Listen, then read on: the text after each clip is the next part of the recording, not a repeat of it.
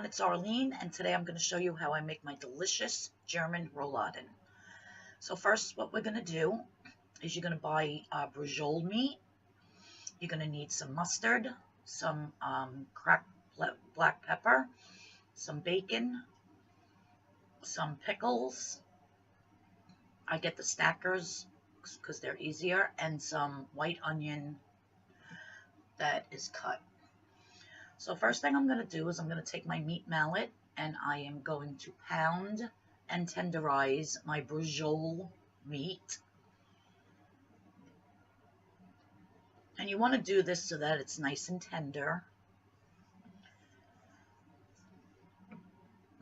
Then I use the other side to spread it out to make it a little bit bigger, the piece. And that gives it, you know, more space to put the ingredients and to roll it. Next step is about 2 teaspoons or so of mustard. You can use Dijon mustard, you can use spicy brown, you can use yellow.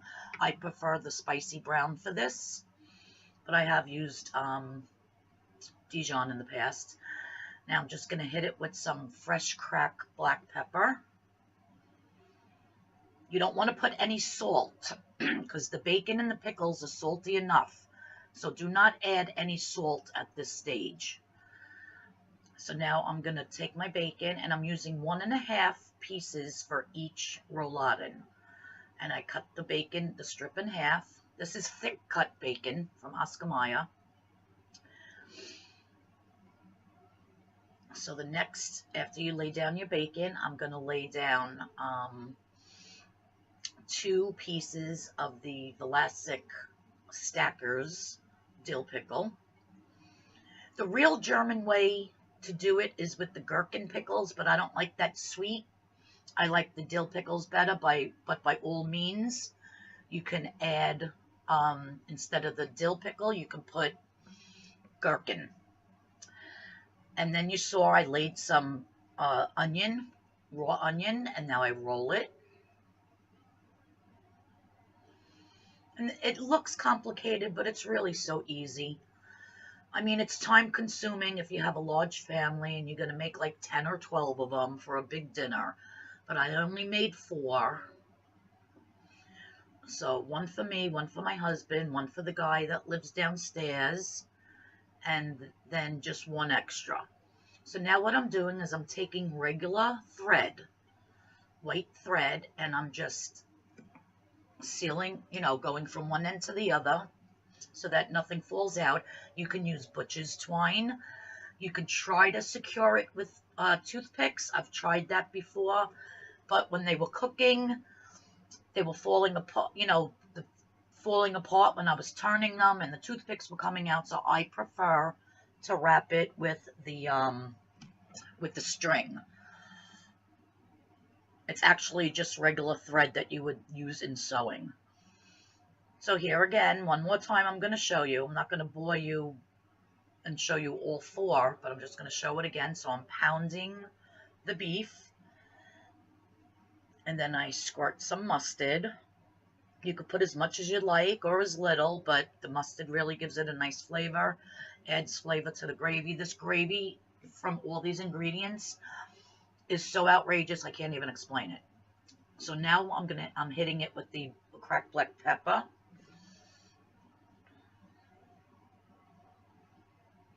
And then 1.5 pieces of the bacon. You could buy regular bacon. You don't need the thick cut. If you're going to get the regular cut, I would suggest just putting 2 pieces instead of 1.5.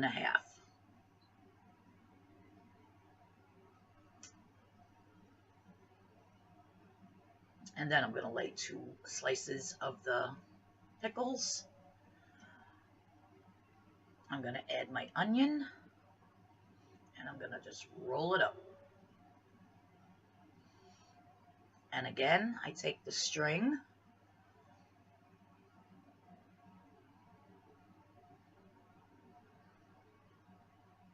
I was just rinsing my hands.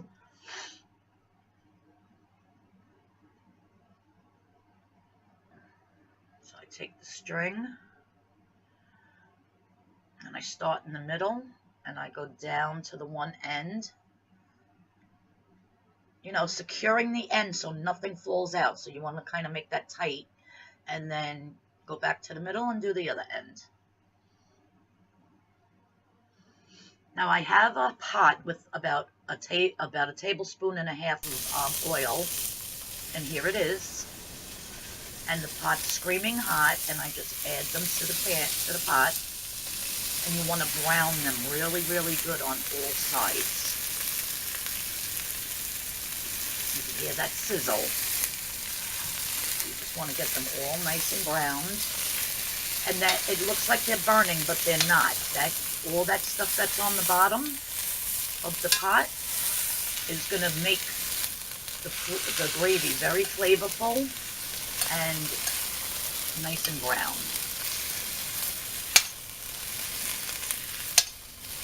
See, so you just want to keep flipping them, letting them brown on all sides. It was hard to do it with a spoon, so I'm just grabbing my, whatever you call them.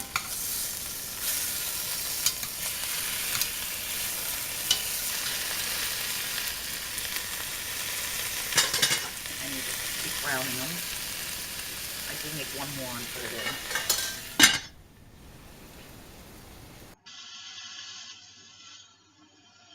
Now, as you can see,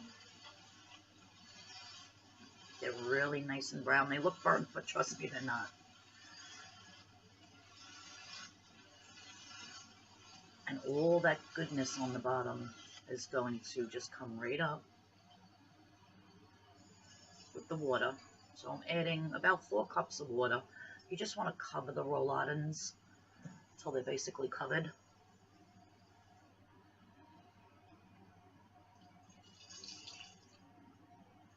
Just like that. And then I'm going to take, I only buy the Knorr beef bouillon cubes that come in a little yellow box. So I'm going to add 3 Knorr beef bouillon cubes. I ended up adding 1 more because I wanted it a little bit more beefy. You know, you don't want it tasting watery. So I just videotaped me putting 3 in, but I actually put 4. So it's basically 1 per cup.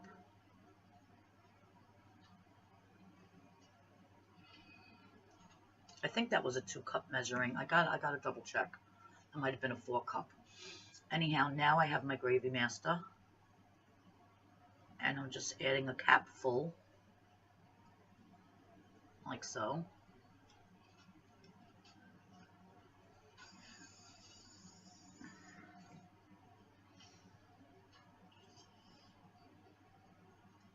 I'm just going to stir a little bit, get everything mixed, put the lid on, and keep it at a slow, just a slow boiling simmer for about 1.5 hours. All right.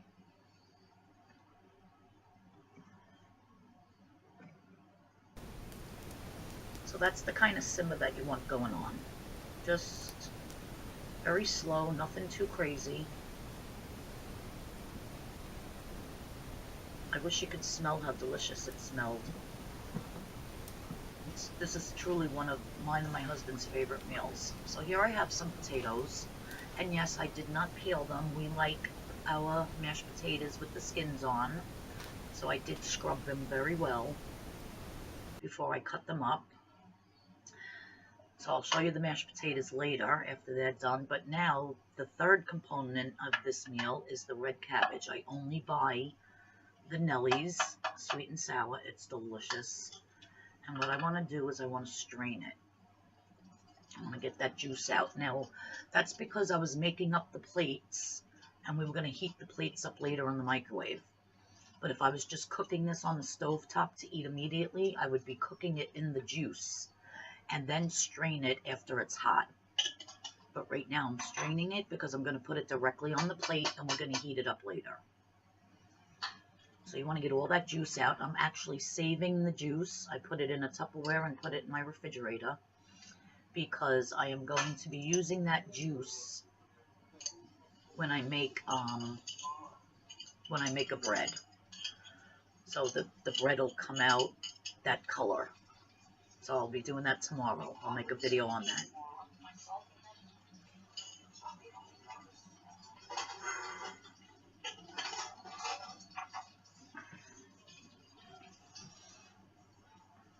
So see all that juice that comes out? And you can use that to dye eggs if you're making this around Easter time. You could dye fabric with it. So it has other uses instead of throwing it down the drain. So now that that's straining,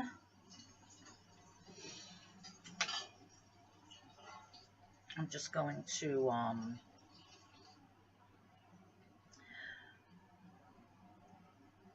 I'm stirring the potatoes. They should be done any minute. I'm checking the potatoes now. And everybody knows how to make mashed potatoes. I just strain the water out, and then you'll see I put a stick of butter and some milk and some salt and cracked black pepper in the pot. I put it back on the stove to heat that up and melt the butter. And then I add the potatoes and start mashing. So, and that's a trick because you want to keep your mashed potatoes nice and hot. See, after I strained it, I put the butter back into the pot. I put salt, black pepper, and milk. And I have it back on the heat so that it melts.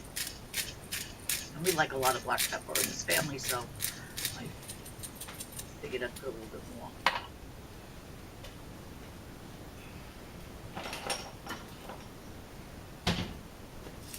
And I also, in my mashed potatoes, I put a little bit of onion powder.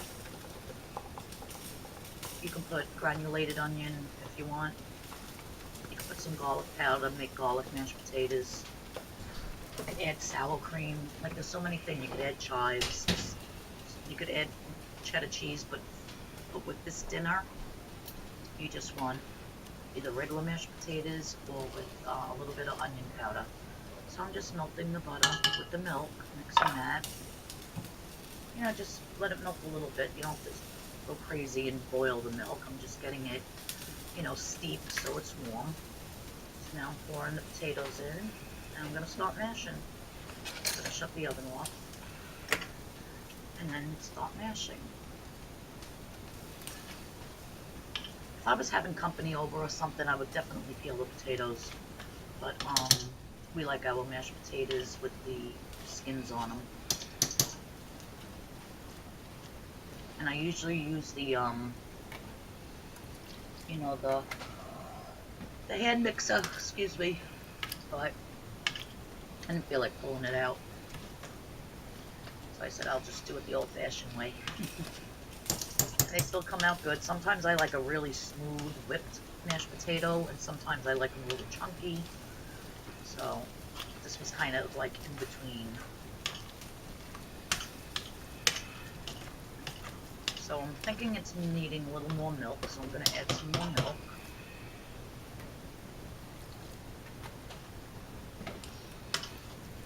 And just keep mashing. Then the last thing to do is to make the gravy. And like I said, you're going to just keep that on a low simmer boil for about an hour and a half. And this gravy comes out so amazing, I can't even explain it. It's like, it has the flavor of the bacon, the mustard, the beef, the pickles, like, and it's just a wonderful combination. So it's been over an hour and a half. So now I'm just taking the rouladens out of the pot. And I am going to take the strings off. So, I mean, if you want to have your family do it, but it's kind of hard when the thick gravy's over it, so you want to basically take it off at this stage. And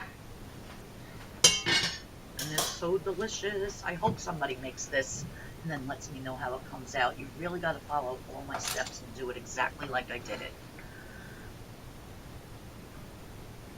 Because if you follow and do the right amount of the bullion cubes and the gravy master, and oh, you're not going to believe how delicious these are. So these are really, really hot, and I'm actually going to eat that little piece. So I'm just going around them and taking the string off. Trying not to burn myself. And if you can't find the string, just go with a knife. Like if you can't find the end, I mean. Just go underneath one of the strings that you see with a knife, like I'm doing there, and cut it, and then start unraveling it from there. Because sometimes you can't find the end. And so just wherever there's a piece of string, just cut it. And then you have to take off two strings instead of just the one, because now it's cut in half. And the meat is so tender, like you really don't even need a knife to cut this. You could just cut it with a fork. See, now I just ate that piece. Delicious.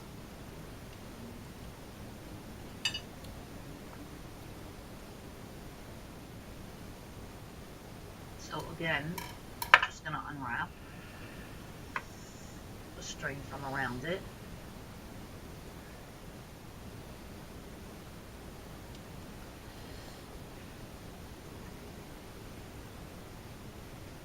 And this way your guests or your family don't have, they don't have to worry about eating string or trying to get it off themselves once the gravy's all over it. So it takes just a couple minutes.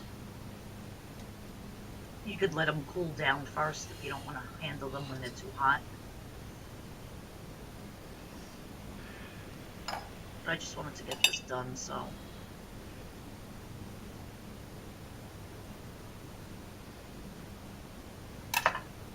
This is actually one of our favorite meals of all time.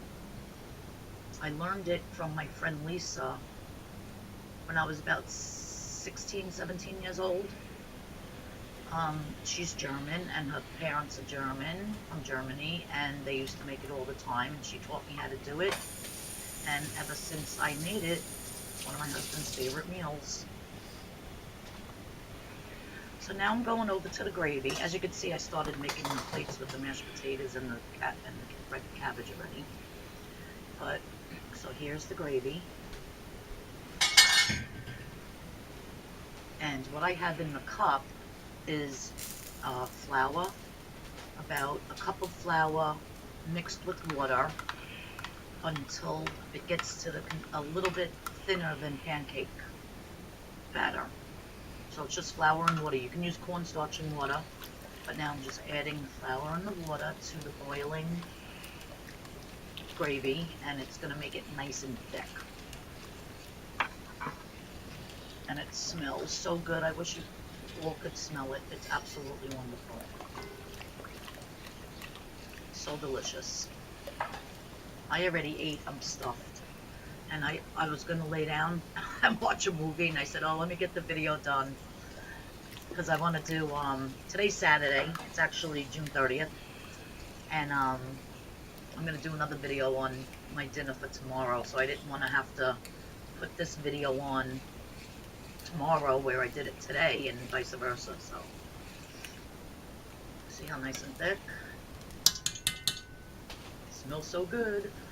Now I'm just going to put the rouladens back inside the pot with the open side, where it meets, after you roll it, that part's going to go down. So you don't want that sticking up because you don't want it to unravel. I mean, they're pretty tight from being cooked, but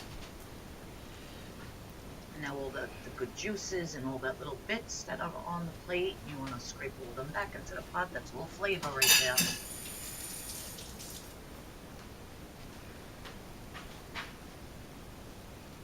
And I'm gonna just put the cover back on, and I'm actually gonna put it on low, low, low for like just another 10 minutes, and that's it. All right, so there you have it. Delicious German rouladen, mashed potatoes, This gravy is absolutely delicious.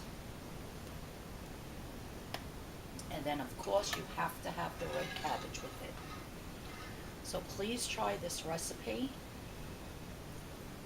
This cooking time for this is really only about an hour and 20 minutes, an hour and a half. So other than that, it's very simple to do. If you follow my instructions to the T, you will have this delicious, amazing German rouladen meal. Well, thanks everybody for watching. I appreciate it. If you like this video, give it a thumbs up. Please hit that notification bell. I will be doing another video tomorrow on whatever my Sunday dinner is going to be. Please like the video, please share it, and I'll see you all soon. Tuesday, I will be doing a soaping video. I'm just waiting for some supplies to be delivered. I ran out of my shea butter, so I didn't want to make the soap without it. So I tracked my order and it'll be here Monday, but my UPS guy comes really late. So Tuesday morning I will be making one of my soaps. And so stay tuned for that video on Tuesday. But I hope everybody enjoyed. Everybody have a great weekend. Have a happy 4th of July, and I'll see you when I see you. Bye.